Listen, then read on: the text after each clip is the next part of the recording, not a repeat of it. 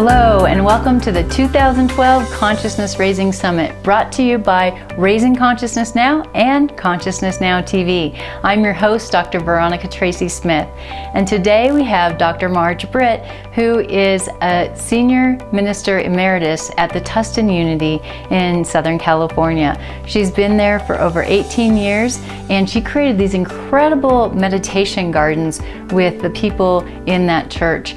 And she also has been in the San Francisco Bay Area. Today we're actually going to do the interview in the garden. Very exciting. It's a beautiful garden, and we've also done another series that she has done and I produced on the gardens and all of the stages of creation, which mirror the stages of our development. So if you haven't seen those, I encourage you to do that on Consciousness Now TV. And also, she has created and is the founder of Called by Love. And this is a website where she shares her wisdom in blogs, and also where she shares the intensives. She does these weekend intensives, and she leads you through the mystical experience of your own soul as an individual soul and as a collective in the collective soul. She's a wonderful person, and I've gained a lot just by being around her, filming her, talking with her. She's been part of Raising Consciousness Now from the very beginning. She says, I'm in, and she loved the idea of this vision of bringing people together to raise consciousness on the planet in our own corner of the world, in our own way, by sharing the gifts and living what we were meant to live on this planet. So let's join Marj. If this is the first interview that you're watching, I encourage you to watch the others. There's like 2 a day for the solid week here for the Consciousness Raising Summit. Other than that, we also have all of these interviews and conversations really available throughout the week, and then after the Consciousness Raising Summit, all for free. This is part of our way of giving back to the world. Thank you so much for watching, and let's go join Dr. Marj Britt in the Unity Gardens in Tustin. All right, here we are. Finally, we're doing this interview. Finally. Yeah. So, welcome to the Consciousness Raising Summit. I am here with Marj Britt, Dr. Marj Britt, and she's going to tell us all about herself and her journey in raising consciousness for herself, and then also give you some really concrete things that you can do in your life to help facilitate your consciousness raising on this planet right now, so you can help in the tipping point to raise consciousness on this planet so we can evolve to a higher level of being as a whole human race. And that's really what this Consciousness Raising Summit is about. And I'm so glad you're here, so glad that you're joining us. And this is a really special interview with an incredible woman. We just have spent time actually going through the gardens here at the Unity of Tustin, and had an incredible experience going through each stage of our evolution in our life. So I really encourage you to check that out as well on Consciousness Now TV, and we will be having parts of that here for you to see during the Consciousness Raising Summit. So thank you so much for joining us, and Marj, thank you so much for being here with us. This is really delightful that you're willing to be part of this, and I know you're going to be an incredible teacher on the Consciousness Now TV as we go forward as well.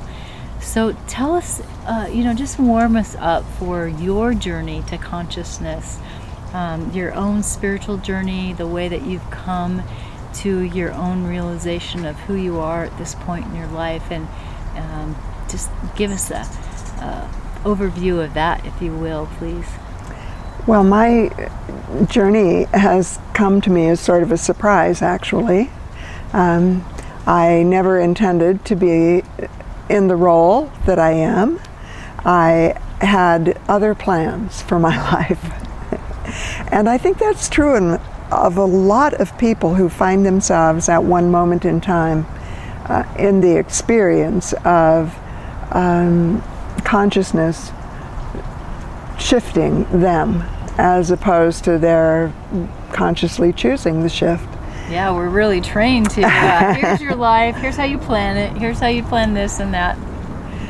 So one of the things that I'm aware of in my own life is that I went through the moment of shift without my intending it to happen. It happened really during a time of my life falling apart. And I had done everything to create my life, and I was really good at it. And I'd been teaching and taught in the public school system, and then I began to pursue something beyond that. I went to New York and I worked in publishing for a while, and found that fascinating and exciting. And one of the things that had propelled me in that direction was taking a course on women and literature and women in history, and was very, very shocked because I was teaching literature and history and sociology and psychology.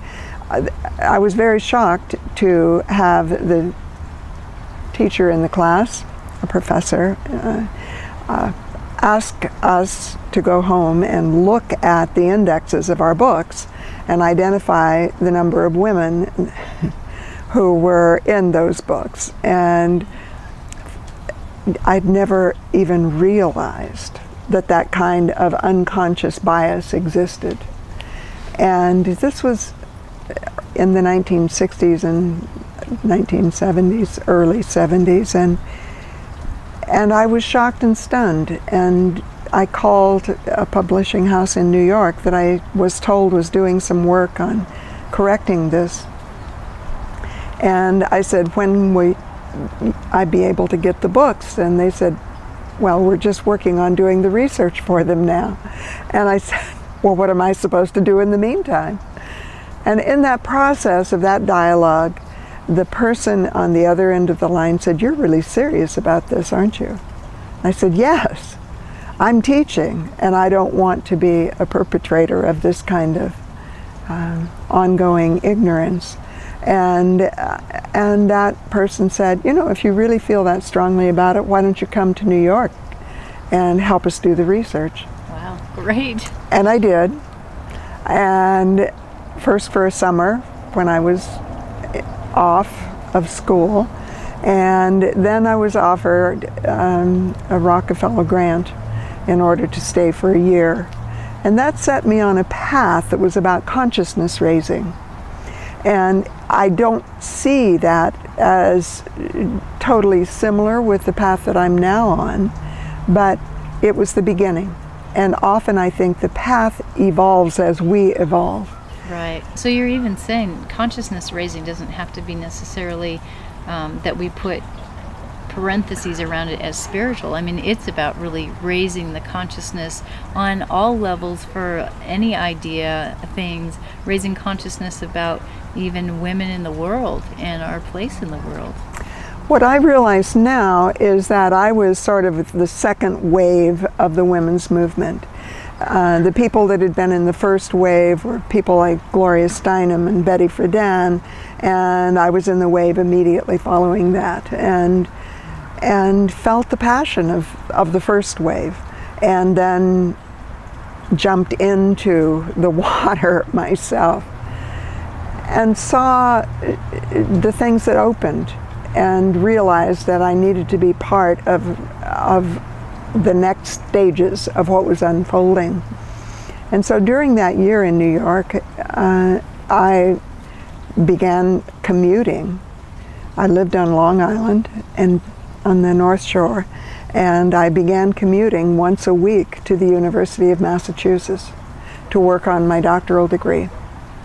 And I started out just taking classes and became very excited and intrigued with it and decided to apply, and did, to their doctoral program. I happened to choose a doctoral program in curriculum development because I was working in the publishing arena, and it was a natural fit. It was a natural fit. Yeah. And so I did my doctoral work at the University of Massachusetts, not realizing at that time that it was one of the top schools in the nation that was pioneering in this area and in experiential education, and that it was very hard to get into. I'm glad I didn't know that. That's great. Because it never occurred to me that it wouldn't happen. And I think that's one of the things that is, for me now, a marker on the path, is that doors open and you are guided to those doors. And you say yes and you walk through it. And so I began the process of my doctoral work at the University of Massachusetts, and then took a period of time to come back and continue to teach and go back and do more work, and then did a year of residency. And it was right at the time that I was just about to finish that doctoral work that I began to experience new dimensions of the call, and the call of my soul, which obviously for a period of time was going to be a call to ministry. And I experienced that level of the call. The first level of the call had been different, and now a new level was emerging within that first. So what was it specifically that you felt as the call? Like, how did you know it was the call of your soul and not the call of your mind saying, oh, you should do this, or, you know, change over to this? How did you know what? And people watching are probably feeling drawn to something and wondering, you know, am I just making this up, or is it real? Is this part of my spirituality? Is it part of my soul? Is it part of my ego? How do we know? I think it's a process, and initially my first call came through levels of ego. And my doctoral dissertation was, I wanted it to be fun. I was in the process with a lot of other doctoral students, most of whom ended up hating writing their dissertation and found it a grueling experience, and I didn't want it to be that. And so I decided to write a doctoral dissertation on profiles of high success. Now, there was a lot of ego in that decision. I realized that if I was interviewing, which was my intention and my proposal, 100 high success people, that I would be making some really significant contacts in the world. Which is brilliant, and that's what actually a lot of people in marketing have actually done to get themselves in the door. And like even Brendon Burchard, people like that have said, hey, I'm gonna go see if I can interview this person or that person, see what their process is. I mean, that was really, you were way ahead of your time as an entrepreneur even thinking of that. That's brilliant. I did it because I really wanted to know how success worked in people's lives. And I had developed an instrument that would uncover that kind of information, and it was fun. I loved doing the interviews, and met amazing, interesting people. Half of them were women, half of them were men, half of them in both categories had a financial component that required them to be in the top levels of making money within the spectrum of women and within the spectrum of men. So what year was that? This is in the 1970s. Okay. Early 70s? Late 70s. Okay. And, well, mid-70s. And then I took 7 or 8 years in finishing my doctoral work. So it was very interesting. I was in my own stages of achiever, and in the spectrum of the spiral. I was very aware of the blue meme and the hierarchies, and wanting to connect in with people who were at the top of the hierarchy. I wanted to know how they got there, and I wanted to know about people who were interested in the blue meme kinds of things. Do you want to say some, for people who don't know about spiral dynamics, what that means, the blue meme? The blue meme in spiral dynamics is more of the traditional structure. It has organizational components that reflect hierarchy, and many of the large corporations have that as their model, and still today have that as their model. And then the next meme, and I'm so grateful to Don Beck, who has taught here at Unity of Tustin many times, who really did the research on this, and then Sidney Wigglesworth, who's come here and taught. The next meme in that spiral is the achiever, and I was very much in that achiever energy myself. I recognized it in myself. I knew that I was there. I appreciated in myself, and I did it in ways that were non-harmful. That was an important value for me, but I also understood the energy of the achiever stages, and that, of course, in the spiral is the orange. And it's interesting, we're sitting here in Orange County, California, and Russ Hudson, who is one of the great Enneagram teachers on the planet, and I had lunch one day in Laguna Beach, and he said, Orange County is very orange. Yes, it is. A lot of achievers here. It's one of the wealthiest communities in the country and probably in the world. Right, and that's what's really valued is that high achieving, hard driving, and that is what we're talking about in the orange and the spiral dynamics. And it's really levels of development that we go through when we talk about the spiral. And then I moved into the green. I began to look at a lot of the pieces of that needed attention, and began to feel the compassion and the movement of that coming in, and all of that was playing powerfully. And during that time I had completed my work and was just writing my dissertation, continuing to do the research on that. I was back in Kansas City, Missouri, and I went to Unity International headquarters a lot, heard a lot of the amazing speakers and presenters that they brought there, and began to be introduced to a spectrum of consciousness that was spiritual. And Unity was very, very significant in that way for me. And simultaneously in that experience over a period of years, I met the person that I ultimately married, and in that experience entered a new realm of consciousness that I now understood as spiritual. I think it's really fascinating that as we do our lives, there is something that is the container of our life that is greater than we understand with our human mind, with our ego mind, with our rational mind. And there's very significant and important phases in our life that are usually first half of life phases, where it's extremely important that we develop all of the energies in the healthy ways of these dimensions of consciousness. Without that, we often find ourselves in life experiences that can be difficult. The other interesting piece of this is that we can find ourselves in difficult experiences regardless. And that happened in my life.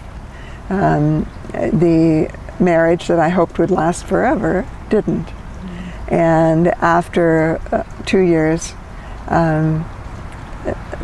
the person that I had met and experienced that led me toward Unity ministry, because he was a Unity minister, chose to no longer be in the marriage. And it was heartbreaking for me. And during that period of time in my life, which was, I think, probably what Thomas Keating would call the dark night of the senses. My ego went through a lot of dissolving. So what were the signs that you knew that your ego was dissolving? Like, how do we know, what our ego's doing, if it's dissolving, if it's just hiding, if it's coming back? How did you know at that moment in your life that your ego was dissolving? I felt it. I felt it within. I no longer had the fire of that kind of achiever energy. All of the things that had led me toward the high success model that I even wrote a doctoral dissertation on no longer seemed important, and I was going through a devastating experience of shift, and it was not an experience that I chose in my life. The other interesting thing that happened during this period of time is that I got a call from the Association of Unity Churches.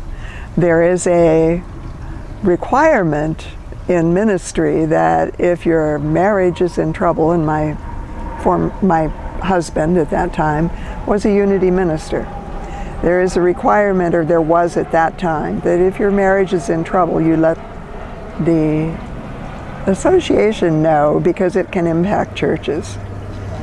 And they called me and wanted me to come in and see them. I was humiliated. So I think here's another clue. Sometimes we can experience feelings of humiliation. Now, we don't think about that as being one of the gold stars called humbleness. It comes to us through back doors sometimes.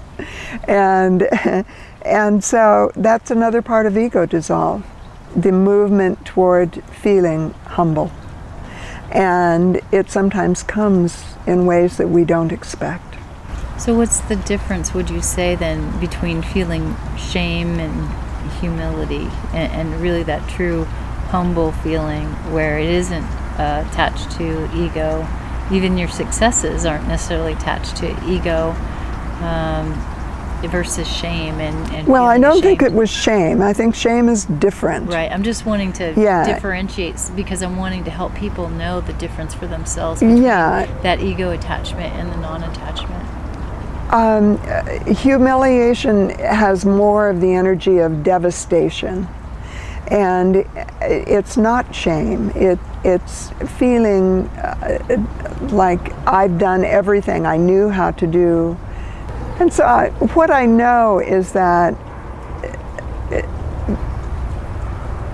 there are healthy egos, and we can still have experiences that are difficult.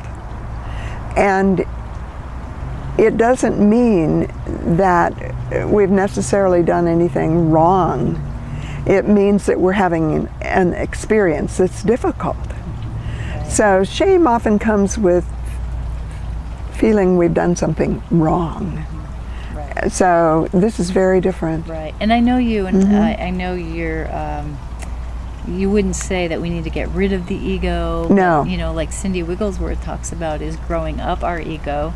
So it's not in charge, but it's in the co-pilot seat. And that it doesn't have to drive us, but it can be part, and we can notice when it comes up, and that it doesn't have to be one or the other. A lot of people think, well, I'll only be really spiritual or enlightened when I totally get rid of my ego. But that's not what you're saying. No, I'm not saying that at all. Right.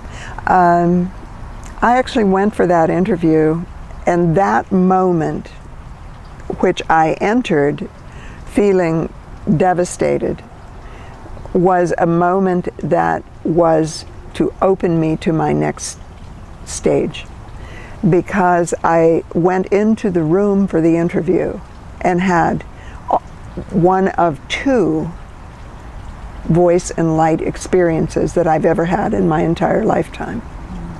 I went into the room And during the process of the interview, the light changed in the room.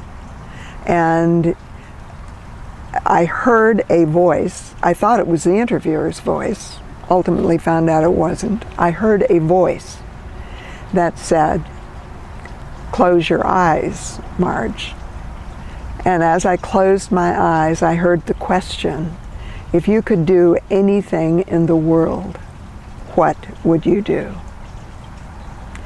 I had been in prayer just before the interview, asking the question, what shall I do? What am I supposed to do? And the voice said, if you could do anything in the world, what would you do? I heard the words coming out of my mouth, I would be a minister. Wow. My ego mind had never once, ever thought that thought. I knew that my husband was a minister. I knew that I was interested in human resource development, is what I called it then, and training and consulting. I had never, ever, with my rational mind, thought about being a minister. And yet those were the words that came out of my mouth. At that moment, the light in the room changed again, and I heard again the voice that was the interviewer speaking, thinking it was the same voice, saying, if you really mean what you just said, you need to go down the hall, because it's only about 3 weeks before the deadline for applications. Oh my gosh, just like that, wow. Just like that. Wow. This is trust at the nth degree. I knew within my very being that something was happening that I could not understand with my rational mind. And I went down the hall and I got the application. So you said yes to that moment. I said yes. Yes. So basically, as we walked through the garden today and we were sitting at the water wall, and I talked about faith and trust and genius and passion and commitment, that's where I was. And I didn't. Connecting the dots. Too. Connecting you said sometimes the dots. you don't know, and sometimes you go from one dot to the next dot, which I can so relate to that in my life in the last few years. Absolutely. And you connect the dots. Yes. You cannot see what's ahead, because those dots you can't even see yet. You can see what's behind, and you can see how the connections happened, but you know that there's more dots, but you do them one step at a time. Over the process of that next 3 weeks before the application deadline, I looked at the application and felt overwhelmed. So I think there's times, even when we're on the path, on track, aligned with that which is being given in calling us, that we will feel overwhelmed. And my human self it didn't know how to answer all of the questions. And I would simply go into the silence and do a practice that I'm now calling Write Your Soul. And I would simply say, if this is part of what I am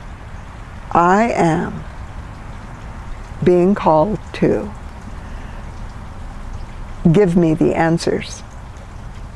And I would write. I would scribe those answers. And that's how that happened. And I went through the process. I went through, once again, I didn't realize that at that time it was very difficult to get into school there.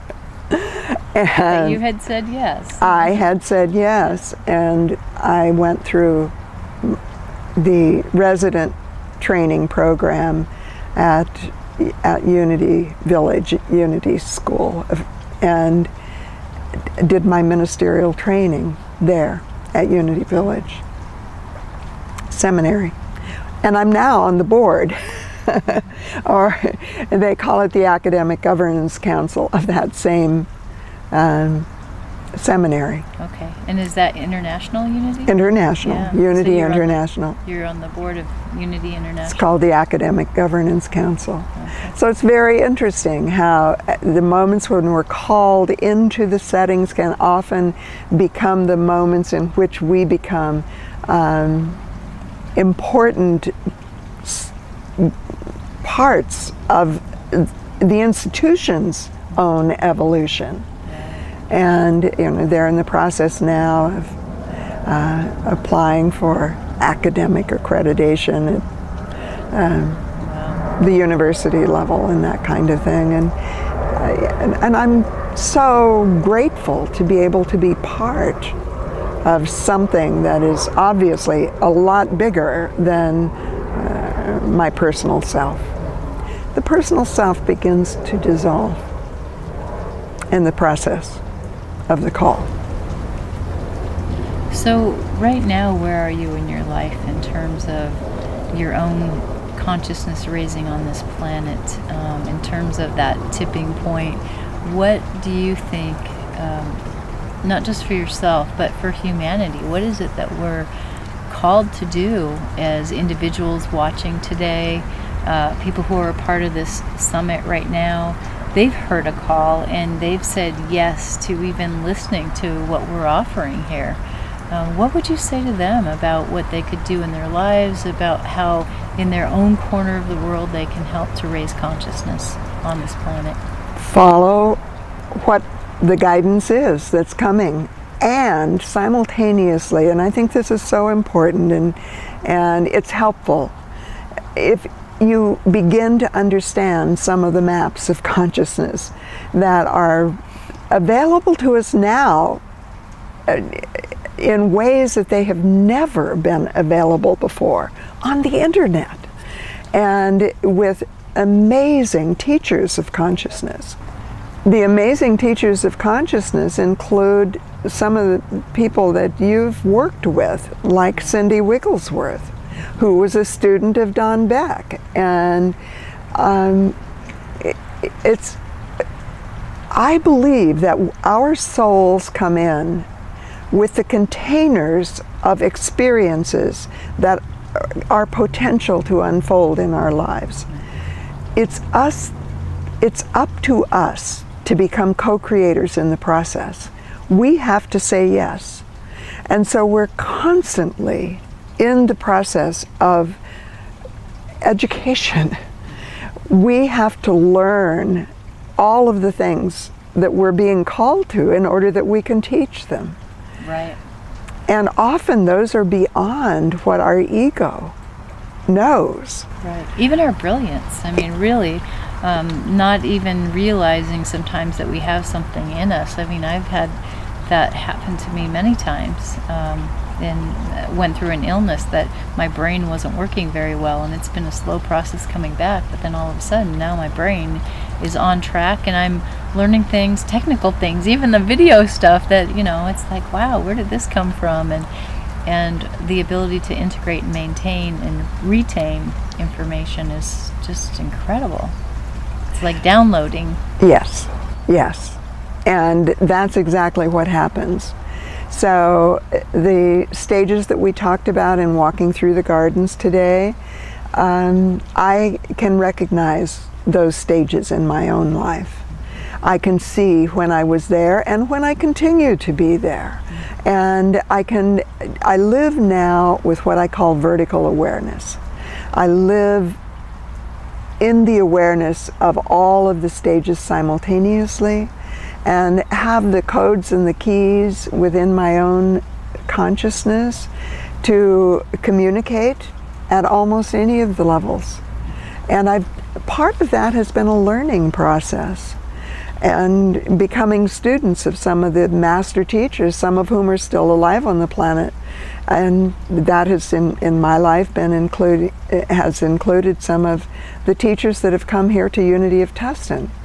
Now here's part of my entrepreneurial orange still playing, that did my doctoral dissertation with that kind of awareness. If I got acquainted with, I could.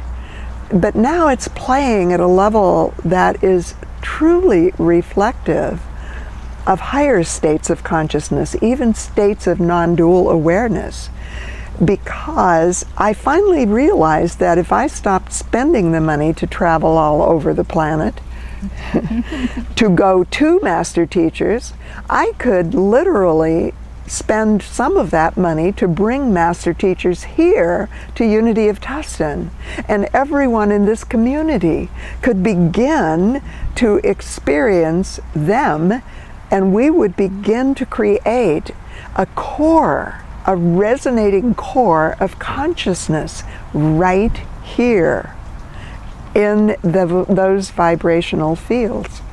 It has happened, and what I've called this campus, see, there's my educational background coming in. I've called it many times to many people a campus of consciousness. Now, interestingly, I chose about a year ago to begin the process of stepping back from the senior minister role. I had stopped using even the term senior minister. It just no longer resonated with me. And I'd begun to hand off and delegate many pieces of that role. And then at one point I chose not to continue in that role. And the board here invited me to become Senior Minister Emeritus.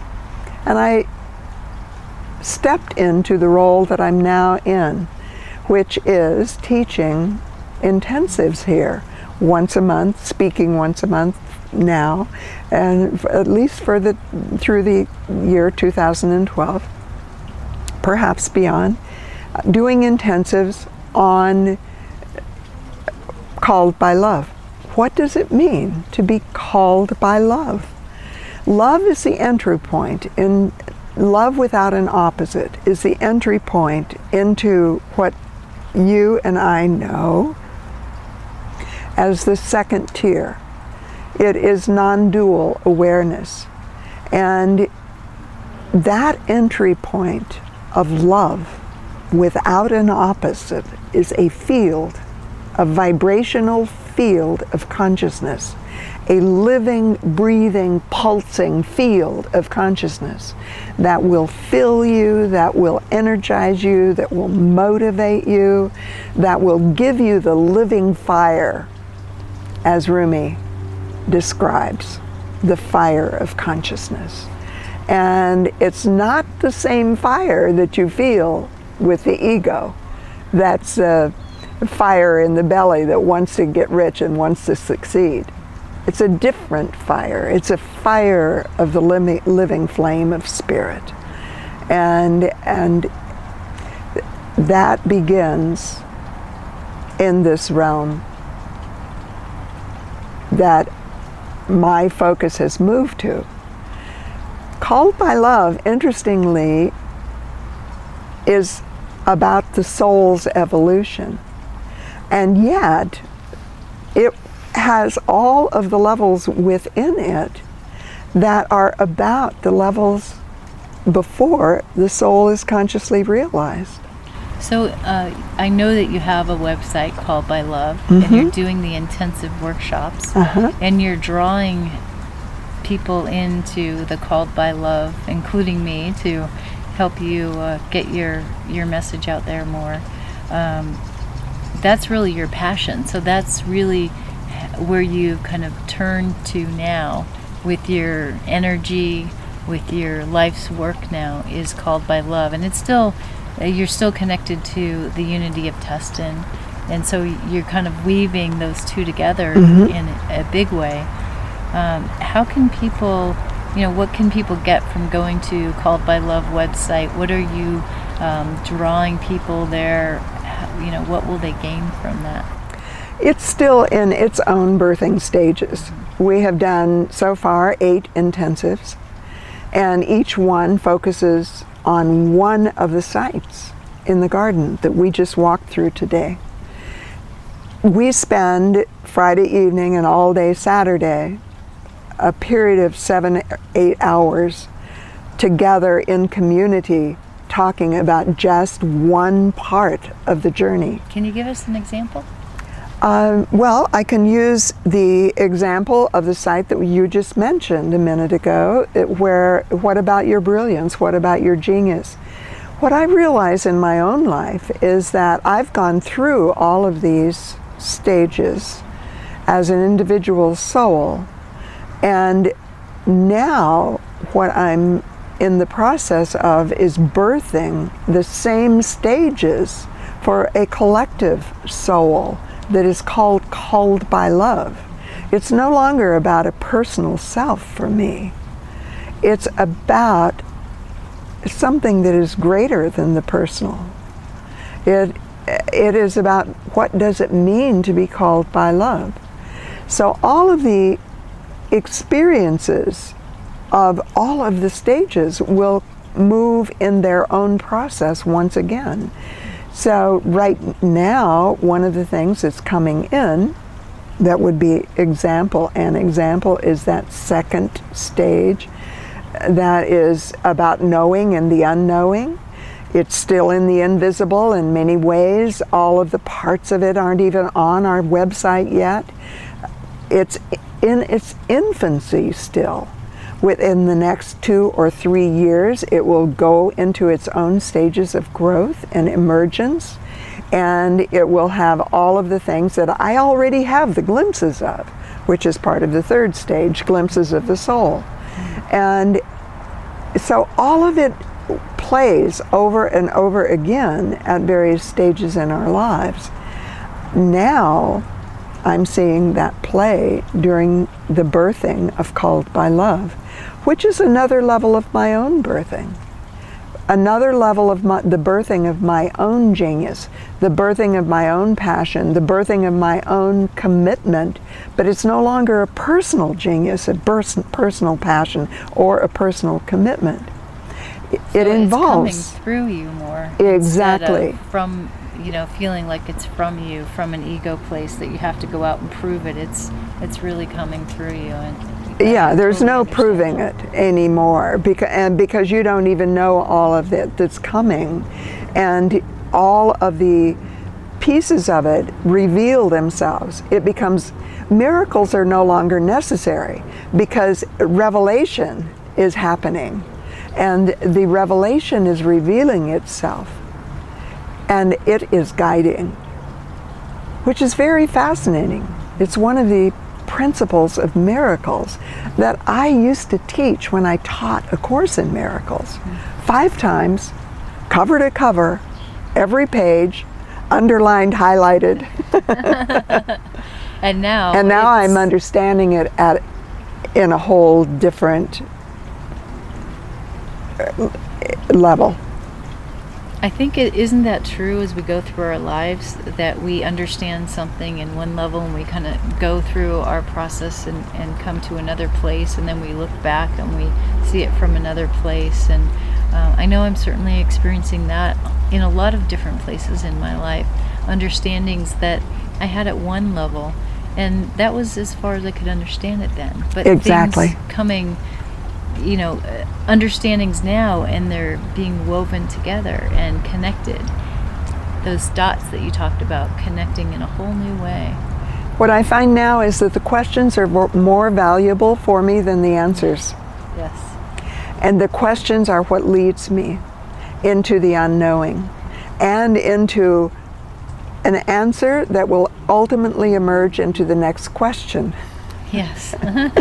Which will give me the next answer, which will emerge into the next. It's a constant evolving spiral, higher and deeper. Every time we go one level higher, it will shine the level on one level deeper. And anything that's left unhealed or unfinished or needs to be dealt with, forgiveness would be an example, the light will be shined upon it. And our work is never finished. And if we think we know, we're probably in a cul-de-sac. Going in circles. Oh, that's great.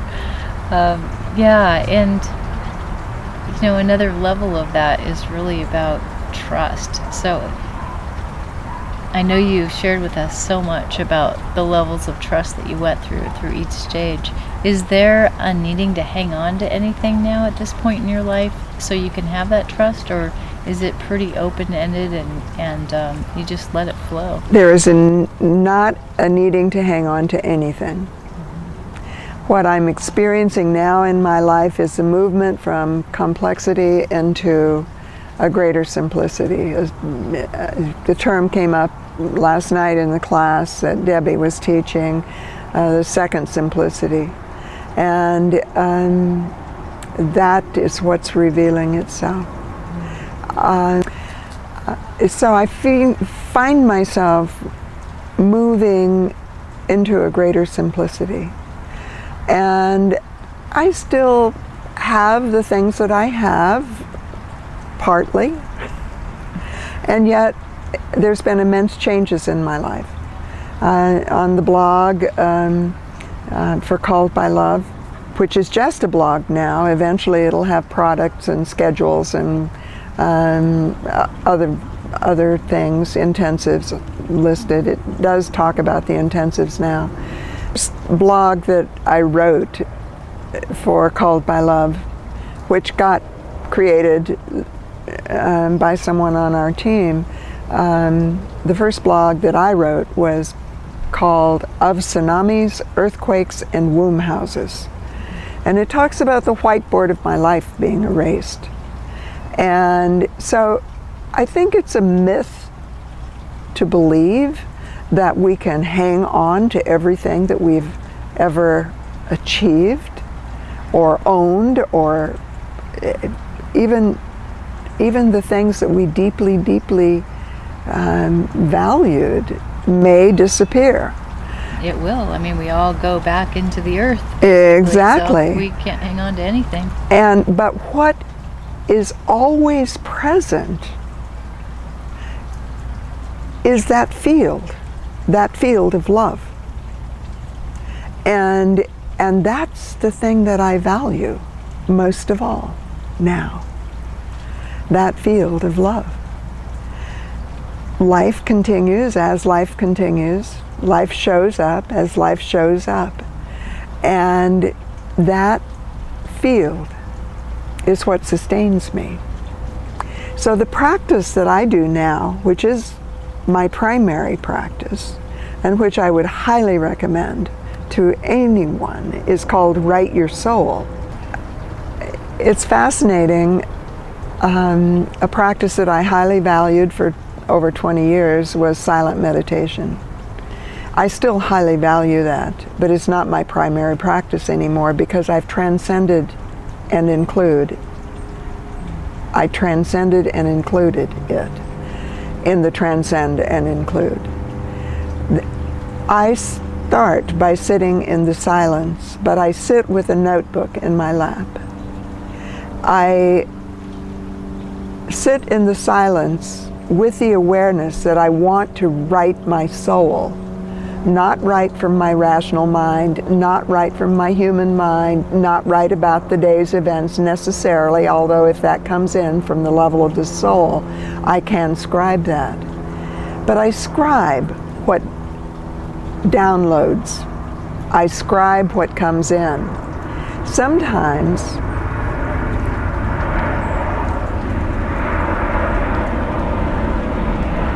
we're almost there. Almost wrapping up. Almost still going. Yeah. So a really concrete practice that you could, offer other people is to sit in the silence and write their soul. I know that's how I wrote a lot of my meditation book and where a lot of my inspiration has come from.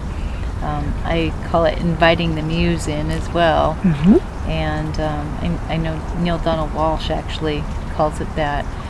But sitting in that place and allowing that creativity, it's amazing how much creativity and how much wisdom and love and compassion as well come through that time. The other thing that can happen is that all of the feelings of anything that is left that you're in process with can also come in. And your feelings of yearning, or your feelings of lostness, or your feelings of whatever, missing, or you can fill in the blank. Right. They can come in also, and you can scribe those, but you don't attach to them. Right. They're just thoughts passing through. And instead of just sitting in the silence and letting the thoughts pass through, as I always taught, I co-led silent meditation retreats for over 20 years. And that practice was just let them pass through. Now I scribe them. And eventually, it's possible that I will go back and I will write some of this process that honors all of it. My human feelings, my feelings of yearning, my feelings of missing, my feelings of longing, my whatever feelings are there. Not understanding, let them be without judgment. Without judgment. And almost always, in fact, I would say always, when you allow all of it to be there with great love, what ultimately speaks back to you from your soul is the most unimaginable, pure love that you could ever experience. And you're held in it. You know it is the most real possible experience of love that you could ever have.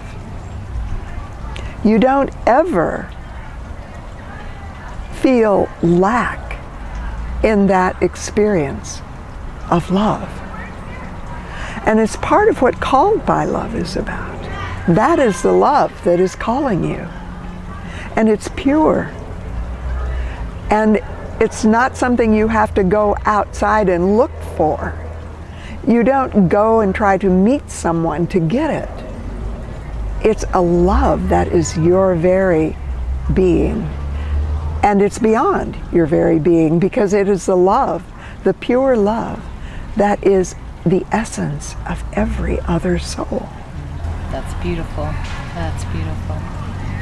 So people can find you on Consciousness Now TV, where we're doing this summit, and they can also find you on on calledbylove.com. Mm-hmm. Okay. And they can join your email list. Yes. And learn more, and they can also eventually be part of your intensives.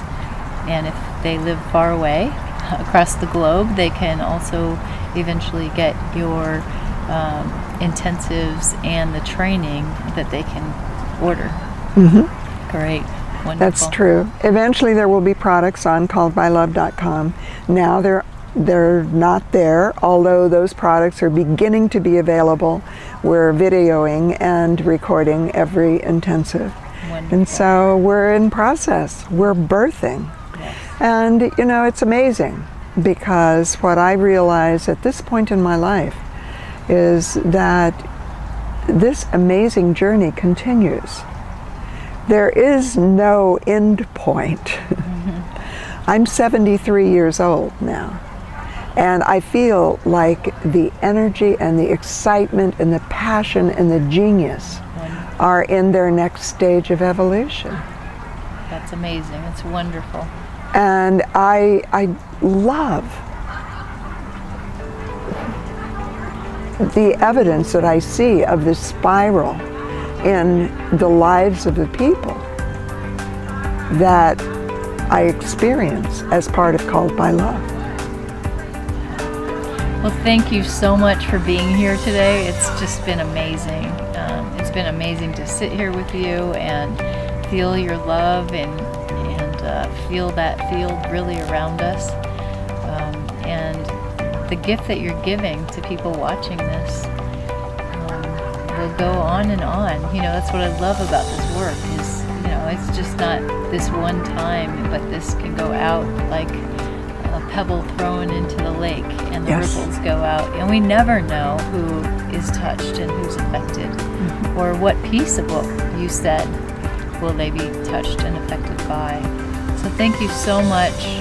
I really honor that place in you that has shown up today to give to the world in a larger way and to help to raise a consciousness on the planet. Thank you. Yeah. And thank you for the work that you're doing. I am so thrilled to be part of your creation. And what I know is that we are all part of the oneness of creation and the oneness of co-creating. And anytime that we think we're separate, we're in one of those cul-de-sacs. Yeah, in the cul-de-sac of life. Great. Okay, wonderful. Well, thank you so much. And to find out more, you can go to calledbylove.com. That was beautiful. 2 of our cameras shut off. Yeah.